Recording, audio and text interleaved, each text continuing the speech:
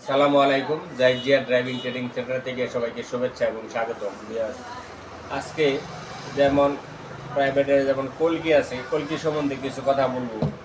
Viewers, এটা দেখেন, এটা কিন্তু প্রাইভেটের চাকার কলকি। এটা দেখেন, কিন্তু প্রাইভেটের কলকি এটা কিন্তু দুই পাশে থাকে। এই দুইটা থাকে, একটা সামনের চাকায় থাকে, একটা বাম সাইড থাকে, একটা হলো ডান সাইড থাকে।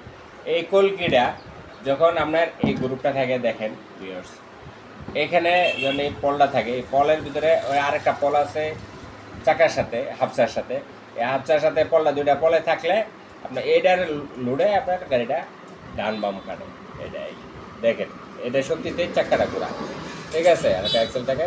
আবার আরেকটা কলকি দেখেন, এই ভিউয়ার্স, এই যে দেখেন, এই যে এটা মনে করেন আপনার সমান হয়ে গেছে। যখন ডাইন বাম থাকে, আপনি কাটেন, ডানে বামে কাটেন, তখন আপনার ফুল কেটে যদি ধরে রাখবেন, ফুল কেটে ধরে রাখার কারণে আপনার যাতায়াতে ধরে রাখলে আপনার কি এই কলকিটা যাবো, এগুলো ক্ষয় যাবো। এটা মনে করেন একটা বিয়ারিং থাকে, বিয়ারিংয়ের প্রেশারে এই কলকিটা গ্রুপগুলা খেয়ে যায়। খাই গেলে পরে ডানের চাপটা ধরলেই দেখবেন শব্দ করতেছে। শব্দটা কী জন্য করে? এই মাত্র এক কলকির কারণে করে।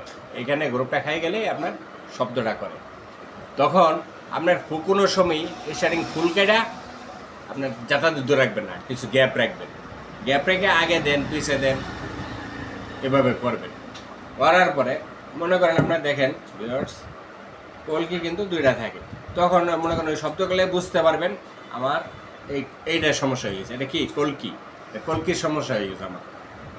হ্যাঁ, তো এই পর্যন্তই। ভালো থাকবেন। জাইজিয়া ড্রাইভিং ট্রেনিং সেন্টারের সাথেই থাকবেন। আল্লাহ হাফিজ।